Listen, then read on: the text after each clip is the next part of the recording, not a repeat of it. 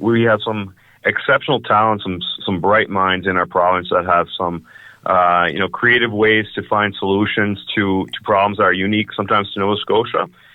So partners like Ignite Atlantic that we announced some operational funding to support them and their work over the next 3 years is to continue to help them support what they've been doing to support businesses not only here in southwestern Nova Scotia, but also in many other parts of this province. I'm a firm believer that a strong rural economy means a strong provincial economy, supporting our traditional resources and pivoting in different ways as we see technology evolve. The implementation of artificial intelligence, it's here to stay. So how do we keep up with the times and the evolving tools that are at our disposals? And we look at improving productivity and competitiveness, not only at a provincial stage or national stage, but international stage. We have to look at ways of support organizations that are doing tremendous work to support our youth and entrepreneurs and businesses at all different sizes to scale up and grow and diversify their markets. Now, of course, as I mentioned, I said that when I saw this support for rural businesses, I really picked up QuickTime, because I think it's safe to say that Cumberland County would be the most rural by population, would be the most rural of all the counties in Nova Scotia. We love it that way, quite frankly. I'm not suggesting negative thoughts in terms of rural, because there are aspects of rural life that are absolutely stunning. But at the same time, you have to pay the bills and pay the property tax, and business would argue that if you're standing still, you're going to slowly die. You have to keep moving forward. So the big question from our perspective here, is there something similar to what you announced in Yarmouth, perhaps headed our way? Yeah, so the funding to support Ignite Atlantic. Ignite is a provincial organization, so they do have a presence down here in Yarmouth and also in Pictou County and Cape Breton, but they do support businesses across the province. So I'd encourage businesses from Cumberland County, if they have a problem that they've identified that they want some help, finding solutions to certainly reach out to the team at Ignite.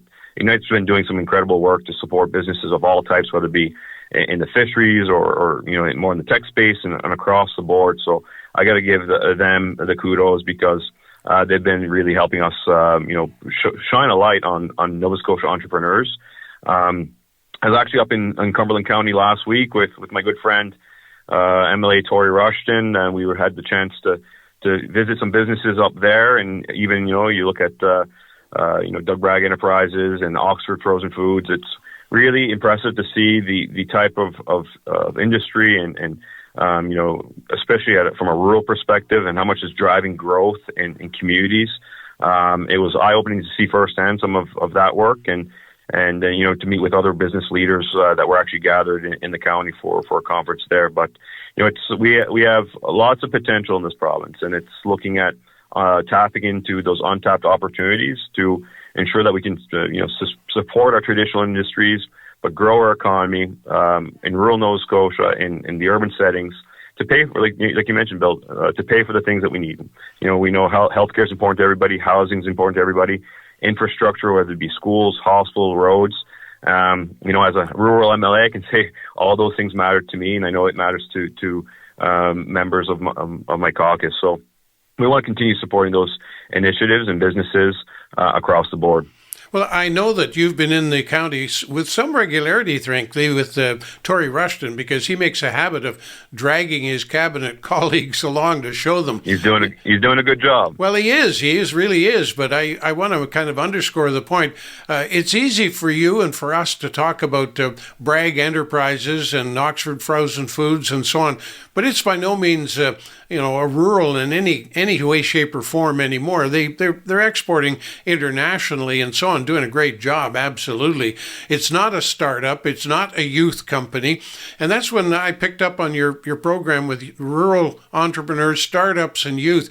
How A startup, I understand. Somebody wants to start a business, they might make a call to Ignite and look for some support. But if you've been in business for a while, at what point do you cease to be new? And at what point do you cease to be a youth, for example, who might want to get some help in business?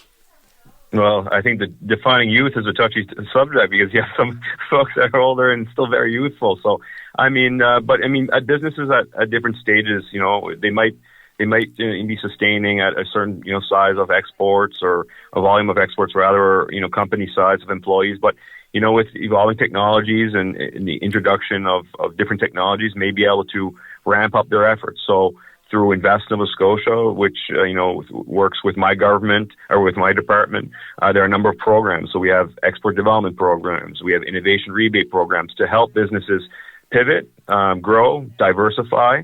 And I think that, with the situation we're seeing south of the border, we have to look at new markets and diversifying our markets, looking even inside our own, Canadian borders, but also internationally, whether it be abroad, for example.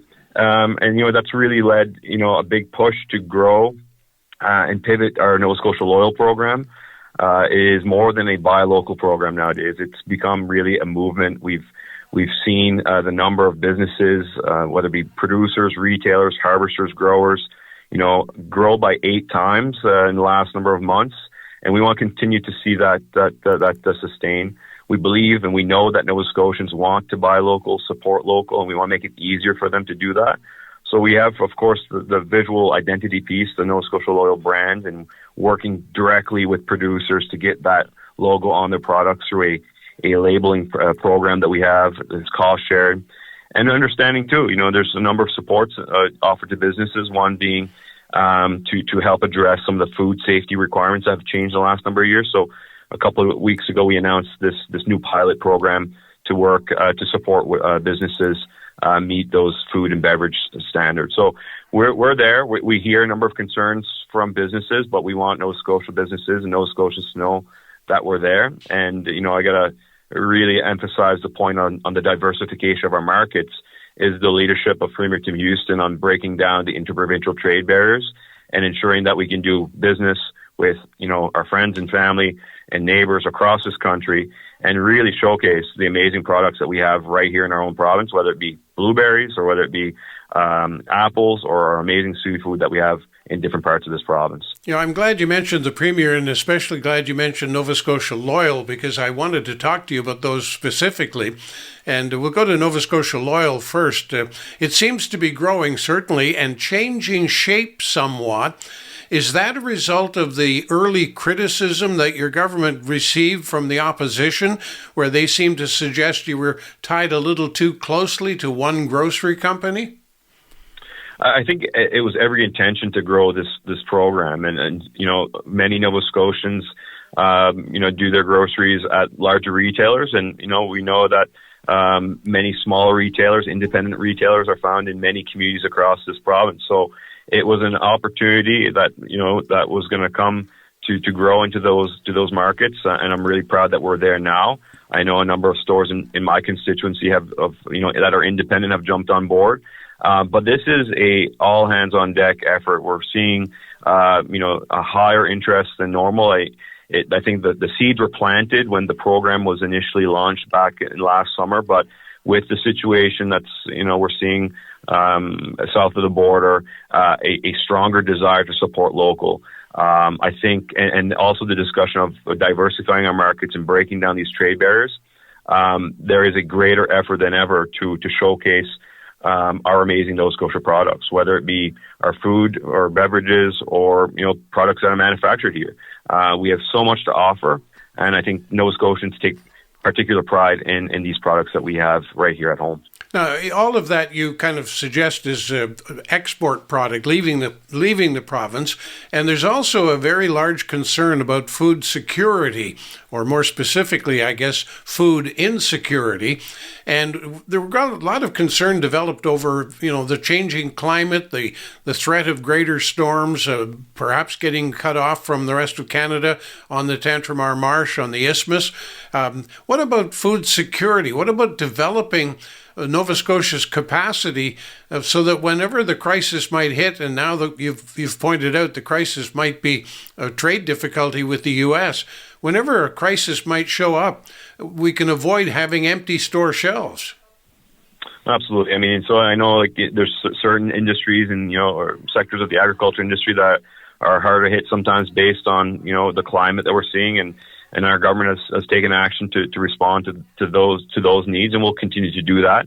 But it's also, looking at different ways of growing our own food. So if it's, greenhouses or whatnot, different technologies, if it's geothermal, to ensure that, we can address our changing climate, but also ensure that we're growing products that we need here at home, and support the opportunity to export them as well. But I don't want Nova Scotia to be loyal to be interpreted as an export program. I think it's more important for Nova Scotians to be able to identify. I know in my shopping, if I go to any store, I take the time to, if it's an extra few minutes to look for local. And that's the intent of Nova Scotia Loyal, is to look for local, and we want to ensure that Nova Scotians have every opportunity to do just that. There was some research and some survey data that was done, a number of months ago, and shows that Nova Scotians want to look for local, and they're willing to spend more time to do it. And at times, we'll be willing to spend a little bit more money to do that. But I know, speaking with folks around here in my constituency, that they are particularly proud of what we have here, and are really proud to support our local producers. And when it comes time to get a massive farm development going on with geothermal, we know exactly the place to take you, by the way. But having said I've heard. Yeah, I've heard. Yeah, I know you have. Back to the Premier right now. He's over in Europe, I think in Spain, attending one of the world's largest international fisheries exhibitions. And he's there. I never thought of the Premier as a fish salesman, but that's what he's doing right now, is he not? Yeah, that's part of, and as well as Minister Smith, our Minister of Fisheries and Agriculture. And, this is not the first time that the Premier or Minister Smith or other ministers have traveled abroad. And it's important to have that physical presence, boots on the ground, to say Nova Scotia is open for business. We've made it very clear with some of the legislative changes we've made, but it's, important for it to have these business to business, these government to business conversations to say, we have some amazing products, top-notch, world-class, can't get any better, that we want to sell to your region or to your country or to your province, wherever it may be. And it's to facilitate these discussions. So I know there are a number of businesses that accompany them as well. And anything that we can do as a government to support these, getting into new markets, it's now is more important than ever, and I couldn't be prouder of the leadership of the Premier when it be on the diversification of markets internationally. But it's common sense. We got to make it easier for Nova Scotia businesses to do business right across this amazing country. And you pointed out it's more important now than ever before, and that's, of course, because of the threats from the United States. And we know that Nova Scotia seafood is prized throughout the world, China, Japan being very, very large customers, but it's equally large in Europe. Many of those European countries are good for a couple of $1 million a year, a couple of $100 million maybe, and but the problem is we're better than $2 billion. That's with a B, is our current export to the U.S. And if we get difficulty with the U.S. export, finding customers who want to spend $2 billion is going to take a major initiative.